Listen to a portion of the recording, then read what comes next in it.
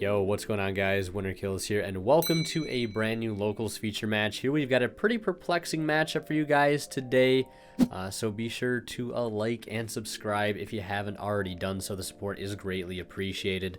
But we've got Mannadium, very strong deck this format. I think it's kind of overlooked with Cash and Pearly. Maybe I'm wrong, but like I feel like I don't see this deck enough. I think it's a very strong contender, and depending on what the ban list looks like, could be one of the, if not the best deck going forward post ban list whenever we get that ban list. Facing off against a deck, it's definitely a fan favorite deck, anime deck, the Crystal Beast Technique, a deck I don't think I've had on the channel ever, and if I have, I can't tell you when that was because it's probably been years. But he's going to start off with Rainbow Bridge, which I believe added the Crystal Miracle counter trap, then activating Crystal Bond to search and place one into the spell trap zone, and then activating a card called Golden Rule. This card is always treated as a crystal card. Place two Crystal Beast monsters from your deck face up in your spell and trap zone as continuous spells, then special summon one Crystal Beast monster from your hand or graveyard with a different name than those cards, and if you do, equip it with this card. When this card leaves the field, destroy that monster. There's so much text on these cards. There are so many Crystal Beast cards that I don't know what they do, but it does swarm the field pretty easily. As you can see, he's already got 2 copies of the Sapphire Pegasus, Cobalt Eagle, and that Ruby Carbuncle. And I don't really know what the end goal of this deck is. I know a while back Jesse Cotton had some cool variant of the deck that was using Valence cards because of its interaction with field spells. And I think the deck has a new field spell. I think it's Advanced Dark.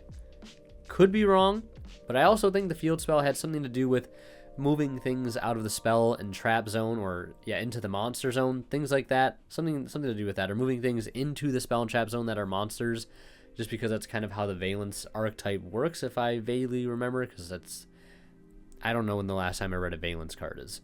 But I think we're gonna see him commit a normal summon here. Yeah, commit a normal summon here.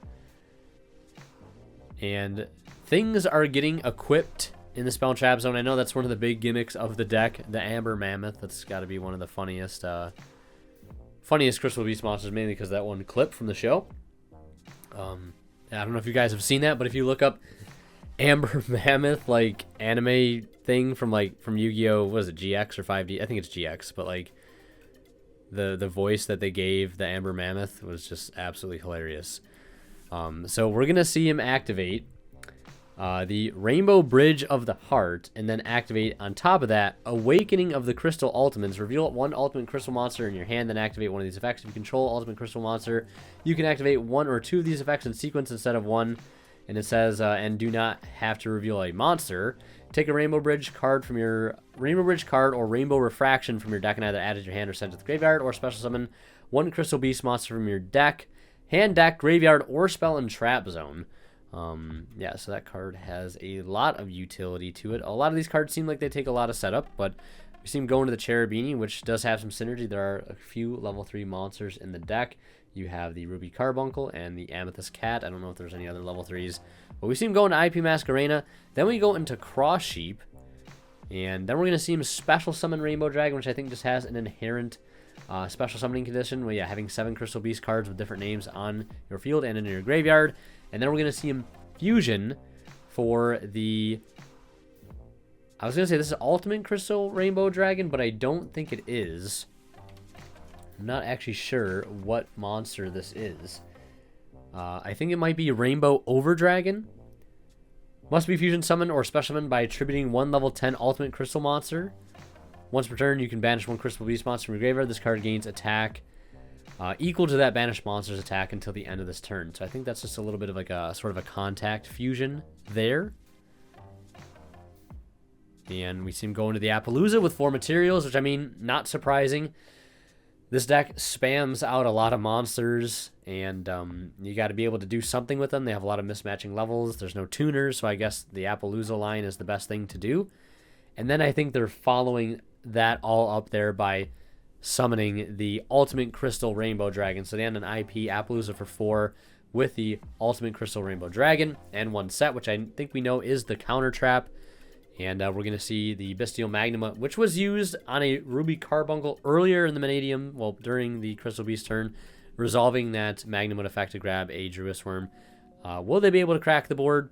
Most likely. Probably, just because the Bestial cards go so hard here.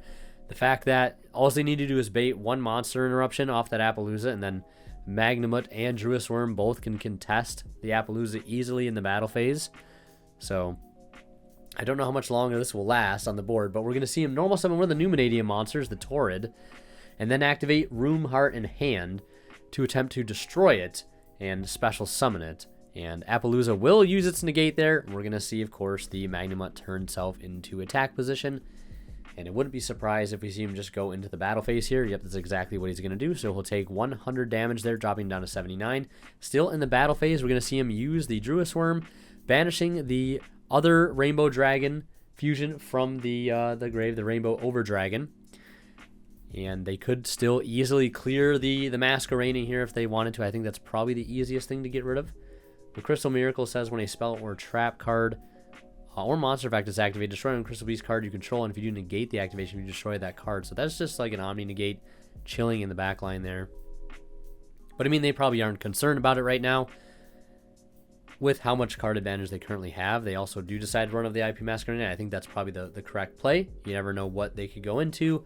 Something like Nightmare Unicorn or Underworld Goddess, right?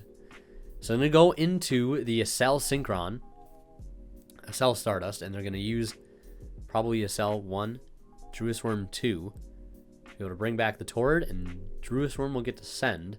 And it looks like the obvious target will be the Ultimate Crystal Rainbow Dragon, and in response, they will chain its other effect, which I guess is why they ended on it. I didn't even know it did this. It says, quick effect, you contribute this card, shuffle as many cards in the field as possible into the deck, and if you do, special summon any number of your banished Crystal Beast monsters. So they get to bring back 5 monsters for free. I mean, granted, they don't really do anything right now, I don't think, for the Crystal Beast player.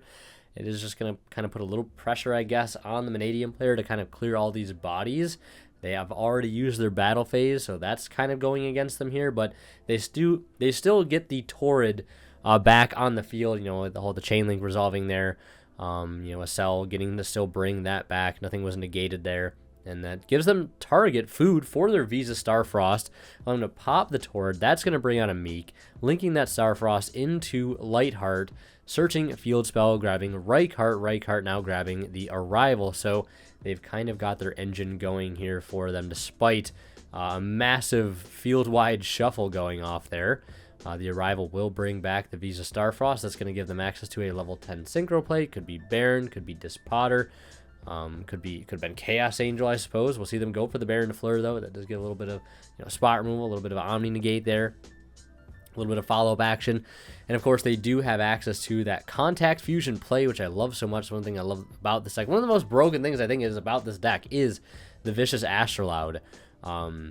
Yeah, it's kind of insane. And Vicious Astrolabe's effect is going to pop Meek on summon out another Meek, and that's going to give them a chance to step up into another synchro play, going for the Crimson Nova Dragon, targeting Baron, tagging itself out, and summoning out the Bestial Dispotter. That does have to be a dragon monster. It summons off there. I got, fortunately, that happened to me at Locals one time where somebody used the Crimson Red Dragon, and they ended up summoning a Baron off of it, which you cannot do. It has to be a dragon monster, so don't let that happen to you guys. But they do get to bring back get to summon out Dispotter for free, essentially. I'm not sure what the benefit of bringing it is off Crimson Nova Dragon instead of just outright synchroing for Dispotter there. Maybe get some added effect. I don't know. I probably should know this, right? So we're going to see Baron pop the Sapphire Pegasus. I probably could just look it up, right? Crimson Nova Dragon. Let's see here. 1 level 7 or higher synchro monster, except itself, especially from the extra deck. And it's treated as a synchro summon. Yeah, it doesn't give it any special effects. I'm not really sure what the point of that was. Well, I mean, I guess, wait, Vicious Astrolabe is a level 10 or level 8? I thought it was level 8. Oh, I think that's right. Does Meek bring it out with an extra 2 levels? Yes, increases level by 2. Okay, that makes so much more sense. All right, so we're going to see him pass turn there. And our Crystal Beast player was left with a lot of bodies on field. So, I mean, no brainer they go for the Underworld Goddess play there. It's going to suck up Dispotter. Of all things, I think you'd maybe want to suck up the Baron there. just because, right, it's an Omni negate. I mean, Dispotter is either a negate or it's a pop. It's not like a negate and destroy.